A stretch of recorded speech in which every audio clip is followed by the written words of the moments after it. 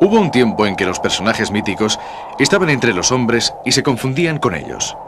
Era el tiempo de héroes como Ulises, Héctor o Aquiles, cuyas gestas épicas narró Homero en la Ilíada, dándoles fama eterna.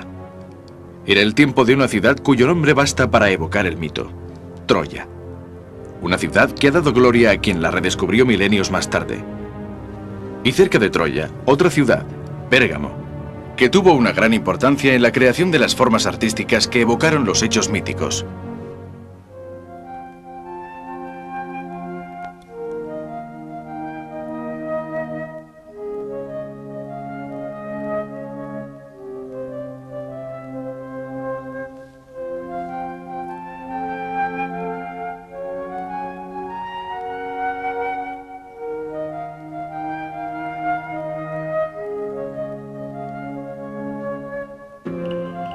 Los escritores de nuestros días que usan el ordenador para contar una historia recuerdan a veces con ternura la vieja máquina de escribir y la querida cuartilla. Pero quizás les cueste imaginar el esfuerzo y la emoción que sentía un escritor de la antigüedad, digamos de hace 2500 años, mientras redactaba sus valiosos manuscritos. Pero, ¿dónde los escribía? Posiblemente hayan pensado en el papiro egipcio, y no era así. El escritor de hace 2 milenios, comportándose como un buen profesional, atento a las novedades del sector, ya había sustituido el papiro por un soporte de nueva creación, que se difundió a finales del siglo III a.C. y que competía directamente con el papiro: el pergamino. Este soporte, llamado también carta pécora porque se elaboraba con piel de carnero, cabra o ternera, trabajada hasta que se convertía en una sutil membrana, tomó el nombre de su ciudad de origen, Pérgamo. En latín, Pergamum, del griego Pergamón, que significa fortaleza. La ciudad cerca de la actual Bérgama, en Turquía, se había convertido en el siglo III a.C. en un importante centro cultural dotado con una biblioteca que tenía más de 200.000 rollos de pergamino. En el siglo II a.C., y a causa del gran aprecio que por ella sentía Eumenes II, uno de los reyes más cultos de Pérgamo, la biblioteca entró en abierta competencia con la de Alejandría, en Egipto, hasta el punto que, tras el conocido incendio de esta última, en el año 41 a.C., Marco Antonio decidió resarcir a Cleopatra saqueando la destacada rival de la biblioteca alejandrina. Este es el motivo por el cual lo que estamos viendo es todo cuanto queda de la biblioteca de Pérgamo, un patrimonio de historia, filosofía y literatura que se ha perdido. ¿Cómo no imaginar, pues, al gran Homero que, tras escuchar las historias que la gente le contaba, las recogía, las reelaboraba y las contaba de nuevo, y que sin escribir ni una sola línea, creó una narrativa que los escritores de todos los tiempos han tomado como modelo y que aún hoy sigue siendo considerada por muchos la más eficaz para relatar una historia? Así pues, sin más preámbulos, vayamos a Troya, la ciudad cantada en la Ilíada y escenario de uno de los asedios más famosos de la historia, que se prolongó durante 10 largos años. Y fue precisamente la Ilíada la que creó el mito que, con el paso de los siglos, despertó el interés de los arqueólogos, siempre en busca de la realidad a través de la leyenda. La Tróade, la región que toma el nombre de la ciudad, limita con la Misia, es decir, la región de Pérgamo. Desde aquí salimos en busca de la ciudad de Príamo, aunque no será fácil determinar la situación exacta de Troya. Por ello, seguiremos al personaje cuyo nombre está estrechamente vinculado al descubrimiento de la ciudad, Heinrich Schliemann. Alemán, nacido en 1822, no era un arqueólogo profesional, sino tan solo un apasionado que perseguía un sueño juvenil: encontrar el tesoro de Príamo, rey de Troya. Y la guía para su búsqueda fue, precisamente, la Ilíada de Homero. En aquel tiempo, muchos estudiosos creían que Troya se encontraba en la colina Burnavashi, al sur de la llanura del río Escamandro. El aprendiz de arqueólogo se dirigió a aquel lugar con la intención de verificar escrupulosamente la existencia de todo cuanto Homero menciona. Lo primero que Schliemann buscó fueron las 2 famosas fuentes que Homero describe así. Y llegaron a las 2 hermosas fuentes. Brotan aquí los manantiales del vertiginoso Escamandro. Del uno mana agua caliente y a su alrededor asciende el humo como lo hace del fuego. Del otro, incluso en verano, el agua mana fría como el granizo o el hielo o como la gélida nieve. Pero los números no cuadraban. En Burnavashi hay 34 fuentes y todas de agua fría. Además, la colina está al menos a 3 horas de la costa, y según Homero, los aqueos que asediaban Troya iban y venían de las naves de la ciudad varias veces al día. Por último, en el poema, el invulnerable héroe Aquiles persigue a Héctor, uno de los defensores de la ciudad, rodeando 3 veces la fortaleza de Príamo. Pero la configuración del lugar excluye que tal cosa pudiera haber ocurrido. Con datos como estos, Schliemann, que siempre creyó que la Ilíada se basaba en hechos reales, se convenció de que Troya estaba en otro lugar. Cuando, acompañado por Frank Calver, hermano del cónsul de los Estados Unidos en Çanakkale, llegó a la colina de Hisarlik, que en turco significa fortaleza, Schliemann decidió, guiado por su instinto, iniciar allí las excavaciones. Porque cuando se persigue un sueño, lo que cuenta por encima de todo es el instinto. De modo que, tal como dice el propio Schliemann, tan pronto se pone el pie en la llanura de Troya, la vista queda cautivada por la hermosa colina de Hisarlik, que parece destinada por la naturaleza a dar cobijo a una gran ciudad con su ciudadela.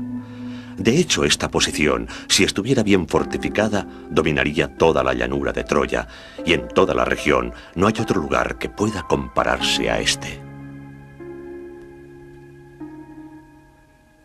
Corría el 1871 y los resultados le dieron la razón. Pero el auténtico golpe de efecto se produjo el 14 de junio de 1873, un día antes del previsto para finalizar los trabajos, cuando, entre los escombros, descubrió lo que erróneamente creyó que era el legendario tesoro de Príamo.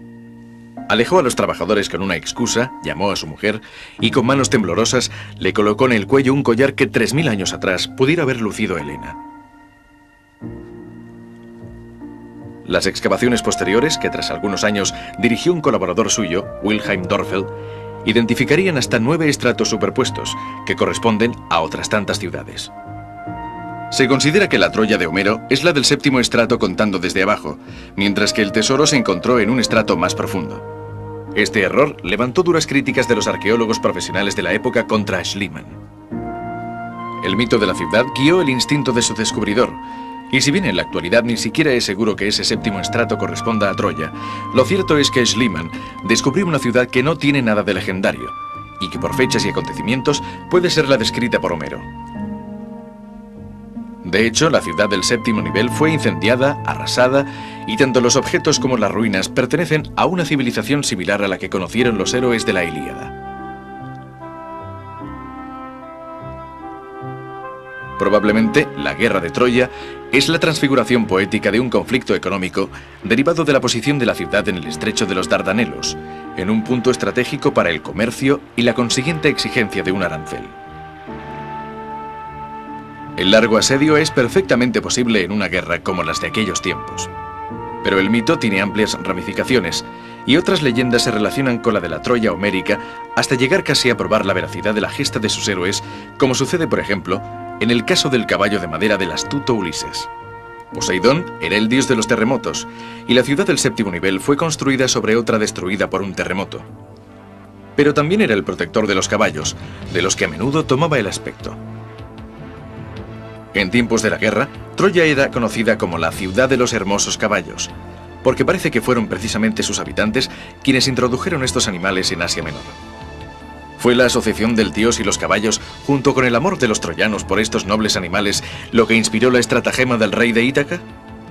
Es mejor rebuscar la respuesta, pero la leyenda es inexorable y a menudo se forma a partir de las cosas más fútiles. Entre los que asediaban Troya estaba Palamedes, a quien se ha atribuido la invención de la balanza, de los sistemas de medición y de muchas otras cosas, entre las que puede mencionarse el juego de dados, sin duda para combatir el aburrimiento del asedio. ¿Verdad? ¿Leyenda? Lo cierto es que en estas tierras no se ha perdido la costumbre de jugar, sino que por el contrario se ha desarrollado, tal como prueban los numerosos juegos de mesa que los turcos adoran y practican con asiduidad. Pero hablemos nuevamente de cosas materiales e intentemos imaginar parte de la historia de la ciudad a partir de los restos de sus estratos arqueológicos. Los 3 más profundos se remontan a la primera edad del bronce y van desde el año 3000 al 2050 a.C. La ciudad, que se cree fue fundada por un oriundo de Tracia, Dárdano, desarrolló en esta fase un modelo de casa denominado megaron. El megaron, típico de la civilización griega, está constituido por una gran sala rectangular precedida por un vestíbulo abierto. Las casas están adosadas unas a otras, formando una estructura ordenada que también se observa en otras ciudades de aquellos tiempos. La localización de piezas de cerámica hechas a mano en el primer estrato y de otras hechas al torno en los estratos más elevados indica que aquí se sucedieron conquistas y asentamientos de gentes de distintas civilizaciones, cada vez más evolucionadas. La misma tesis es válida para los estratos cuarto y quinto, en los que se encuentran viviendas de planta regular, pero en cambio no hay los muros de protección presentes en los estratos anteriores. Un gran recinto amurallado aparece en el sexto estrato hacia el año 1800 a.C., a finales del Bronce Medio. Las casas adoptan una planta trapezoidal con uno de los lados paralelos más corto que el otro. El lado corto está orientado hacia la Acrópolis y el más largo hacia el exterior, lo que da forma de abanico a la ciudad. A este periodo corresponde la cerámica miniana, una cerámica monocroma típica de Anatolia, que indica la presencia de una nueva cultura. De hecho, la ciudad estaba habitada por pueblos de origen indoeuropeo que tras un terremoto dieron origen a la ciudad del séptimo estrato, cantada por Homero y destruida en el transcurso de los sucesos antes narrados. Esta ciudad concluyó su existencia alrededor del 1100 a.C., a finales de la Edad del Bronce. Pero pasados 4 siglos, algunos colonos griegos le devolvieron la vida y fundaron Ilión. El principal atractivo de esta ciudad era el templo de Atenea, construido en estilo dórico como su homónimo de la vecina Pérgamo, a la cual Ilión estaba sometida en este periodo, y con la que compartía experiencias artísticas fruto de la cultura helenística que les era común. Entre los logros culturales destacan la redacción de los poemas de Homero, tal como algunos indicios parecen demostrar, y la representación de los héroes homéricos en la cerámica y las esculturas. De ese modo, la representación del mito se prolongaba en la literatura y en el arte. En el siglo I a.C., Julio César hizo reconstruir la ciudad, bautizándola con el nombre de Ilium Novum, es decir, Nueva Ilión, y una vez más reapareció el mito. A César le gustaba contar que su familia descendía de Julo, hijo de Eneas, quien con otros supervivientes de Troya había desembarcado en la desembocadura del Tíber para dar vida a la gens Julia y a las principales familias romanas. En tiempos de Julio César, otro poeta, esta vez el romano Virgilio, contó la historia del hijo de Príamo. A sus contemporáneos les pareció plausible la historia porque en aquellos tiempos la Ilíada era muy conocida y la historia de Eneas corría de boca en boca. Para César, la reconstrucción fue también un símbolo de revancha, ya que se interpretaba como el regreso de los descendientes de Eneas a su tierra de origen. Sin embargo, Troya no recuperó su papel hegemónico. En tiempos de los romanos fue sobre todo un lugar de peregrinación. Su declive coincidió con el máximo esplendor de Pérgamo, ciudad que había asumido la capitalidad de la región.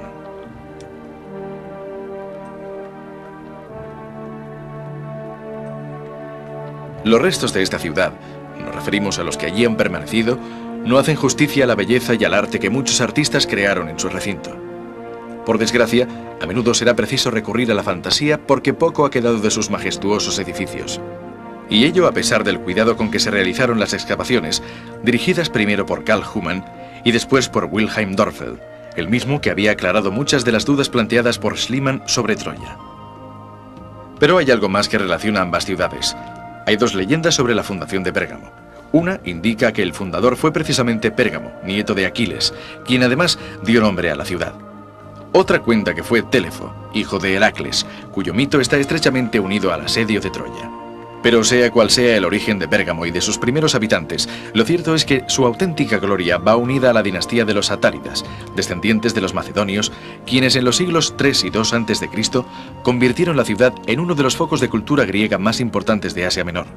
Su espléndida Acrópolis corresponde precisamente a este periodo.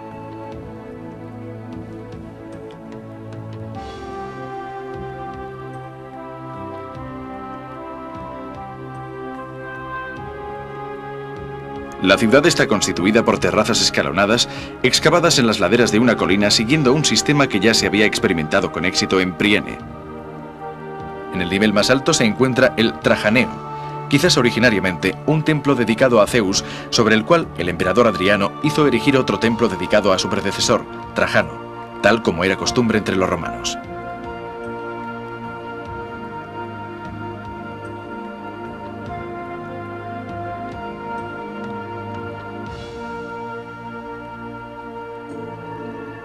Un poco más abajo, cerca de la biblioteca, se encuentra el templo de Atenea Polias, protectora de la ciudad. El orden dórico, poco frecuente en Asia Menor, se debe tal vez al deseo de Filetero, rey de Pérgamo hacia el año 290 a.C., de levantar un nuevo Partenón en la ciudad que quería convertir en la Atenas de Anatolia. El deseo de glorificación del monarca se ponía de manifiesto en las estatuas que rodeaban el templo y que representaban los triunfos militares de las tropas de Pérgamo sobre los invasores gálatas. En estas estatuas es evidente la estructura piramidal típica del arte pergameno. La exaltación militar también estaba presente en otros edificios, como el Herón, dedicado a honrar a los soberanos del pasado. Y aquí, ante nosotros, se levantaba la obra más célebre del arte helenístico, considerada una de las maravillas del mundo antiguo, el Gran Altar. Se encontraba en una de las terrazas sobre las que se extendía la fortaleza, más abajo que el templo de Atenea, diosa protectora de la ciudad. Hoy podemos admirarlo, recompuesto tras un largo y laborioso trabajo, en el Museo de Pérgamo, de Berlín, donde los fragmentos originales se han combinado con fieles reproducciones. Recientes descubrimientos han demostrado que el altar no se inició tal como se creía en el año 183 a.C., sino que el escultor de la corte, Filomaco, no recibió el encargo del rey Eumenes II hasta el año 166 para perpetuar el recuerdo de la victoriosa batalla sobre los gálatas.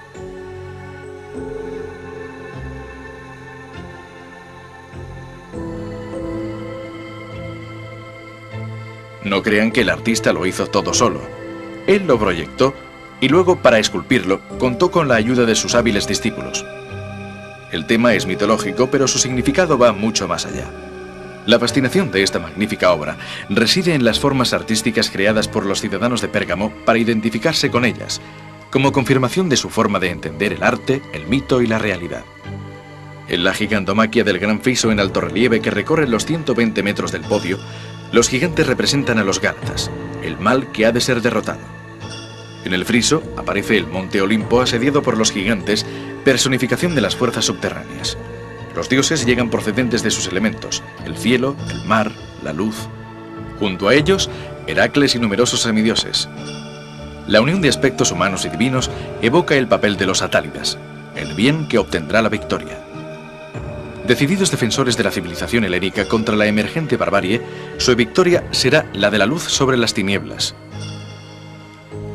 Las imágenes en relieve, cargadas de un violento realismo, se lanzan hacia el observador con una consistencia que en escasas ocasiones ha logrado ser tan material y agresiva. En lo alto de las escaleras que conducen hasta el altar propiamente dicho, se encuentra en el interior un segundo friso que representa la vida de Télefo, desde su legendario nacimiento hasta la fundación de la ciudad. En esta ocasión el relato se desarrolla con un flujo narrativo continuo que anticipa el relieve histórico romano. Para recuperar el aliento tras tantas emociones, nos relajaremos en el teatro, uno de los más bellos de su época. Junto a él se encuentra el templo de Dioniso. Su proximidad se debe a que las representaciones teatrales tenían lugar normalmente durante las celebraciones dedicadas a esta divinidad.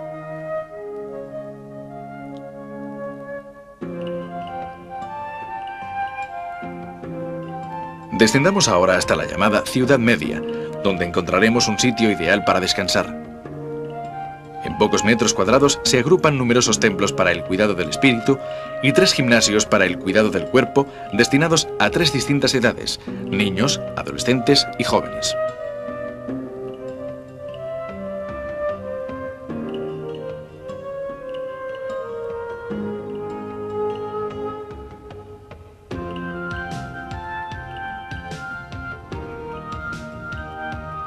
Al llegar a la llanura, nos hallamos por fin en la Pérgamo romana.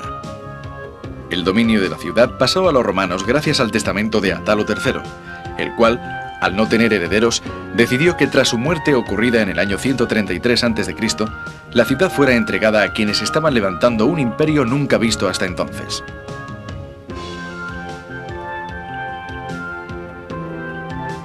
Los romanos construyeron de inmediato, tal como era su costumbre, todo aquello que podía hacerlo sentir como en casa, es decir, un teatro, un anfiteatro, un estadio.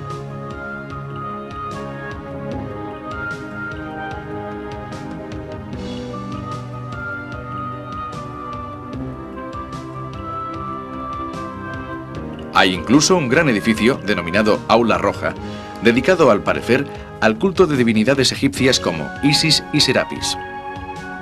En aquella época, muchos mercaderes egipcios visitaban las grandes ciudades de Asia Menor. Proporcionarles un lugar donde orar significaba ofrecerles un servicio que les animaría a volver y traer nuevos negocios. Sin embargo, el máximo ejemplo de la grandiosidad romana es el Asclepieion, el templo de Asclepio, dios de la medicina. Si bien ya existía anteriormente, los romanos le dieron un aspecto majestuoso y lo convirtieron en el principal centro curativo de la época, sobre todo en el siglo II a.C., cuando Galeno, el más famoso de los médicos griegos, ejercía en él. Se accede al templo a través de una hermosa avenida rodeada de columnas, llamada Via Tecta, es decir, cubierta, porque parece ser que estaba en parte dotada de una techumbre. Las virtudes curativas de este centro, como las de otros centros análogos, se atribuían a las fuentes sagradas sobre las que estaba construido. El acceso a la principal fuente curativa tenía lugar a través de un largo corredor subterráneo, concebido con un extraño gusto teatral. Pero junto al agua, utilizada para la inmersión y para beber, surgieron con gran ímpetu otros sistemas alternativos, como los ungüentos o la denominada incubación. Esta consistía en hacer dormir al enfermo en el templo y luego pedirle que contara sus sueños a los sacerdotes, los cuales extraían de ellos la cura adecuada. Eran auténticos predecesores de los médicos psicosomáticos. Así pues, parece que la interpretación de los sueños no nació en 1919, con permiso del señor Freud. Tras un período mediocre, los romanos, acostumbrados a conquistar y a dominar civilizaciones enteras, sufrieron precisamente aquí el mismo destino que sus víctimas. En efecto, fueron suplantados por los bizantinos y Pérgamo quedó parcialmente sepultada por la ciudad turca de Bérgama, quizás no tan grandiosa, pero tan vital como su predecesora.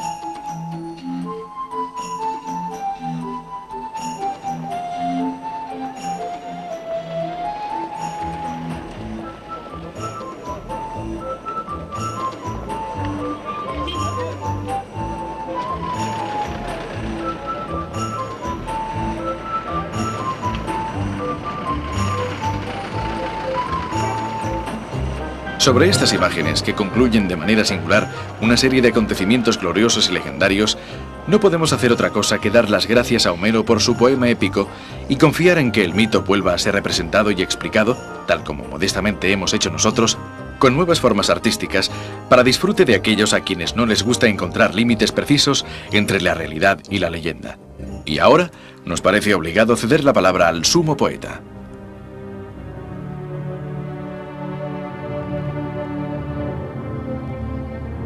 Canta, oh diosa, la cólera funesta del pelida Aquiles, cólera que causó infinitos males a los aqueos y que precipitó en el orco numerosas almas de valientes héroes, a quienes hizo presa de perros y pasto de aves, cumpliendo así la voluntad de Zeus, desde que una áspera disputa separó al Atrida, rey de hombres, y al divino Aquiles.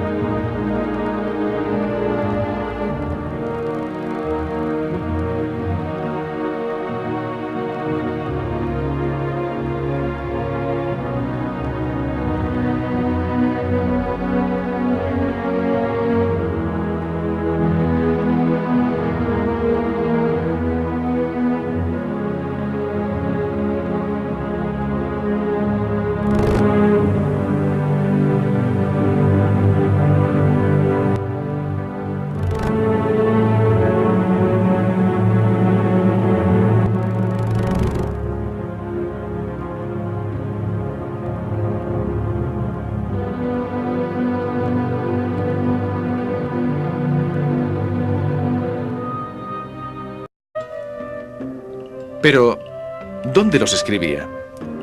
Posiblemente hayan pensado en el papiro egipcio, y no era así. El escritor de hace 2 milenios, comportándose como un buen profesional, atento a las novedades del sector, ya había sustituido el papiro por un soporte de nueva creación, que se difundió a finales del siglo III a.C. y que competía directamente con el papiro: el pergamino. Este soporte, llamado también carta pécora porque se elaboraba con piel de carnero, cabra o ternera, trabajada hasta que se convertía en una sutil membrana, tomó el nombre de su ciudad de origen, Pérgamo. En latín, Pergamum, del griego Pergamon, que significa fortaleza. La ciudad cerca de la actual Bérgama, en Turquía, se había convertido en el siglo III a.C. en un importante centro cultural dotado con una biblioteca que tenía más de 200.000 rollos de pergamino. En el siglo II a.C., y a causa del gran aprecio que por ella sentía Eumenes II, uno de los reyes más cultos de Pérgamo, la biblioteca entró en abierta competencia con la de Alejandría, en Egipto, hasta el punto que, tras el conocido incendio de esta última, en el año 41 a.C., Marco Antonio decidió resarcir a Cleopatra saqueando la destacada rival de la biblioteca alejandrina. Este es el motivo por el cual lo que estamos viendo es todo cuanto queda de la biblioteca de Pérgamo, un patrimonio de historia, filosofía y literatura que se ha perdido.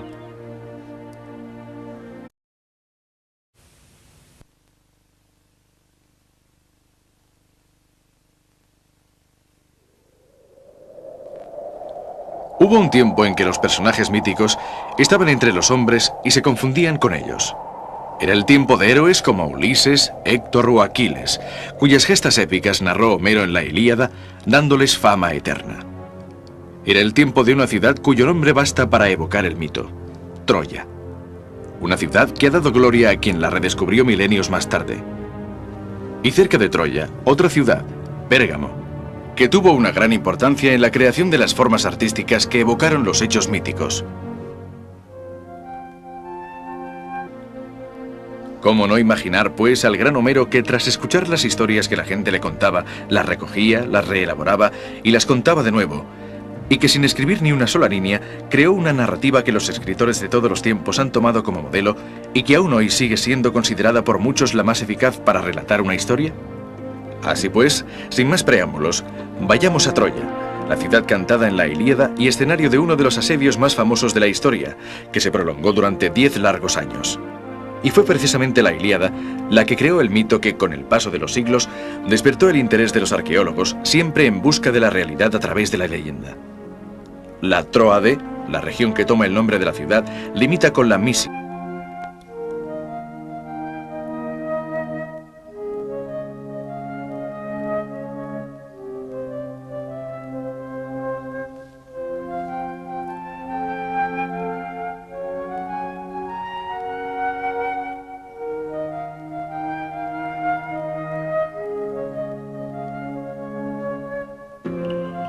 Los escritores de nuestros días que usan el ordenador para contar una historia recuerdan a veces con ternura la vieja máquina de escribir y la querida cuartilla.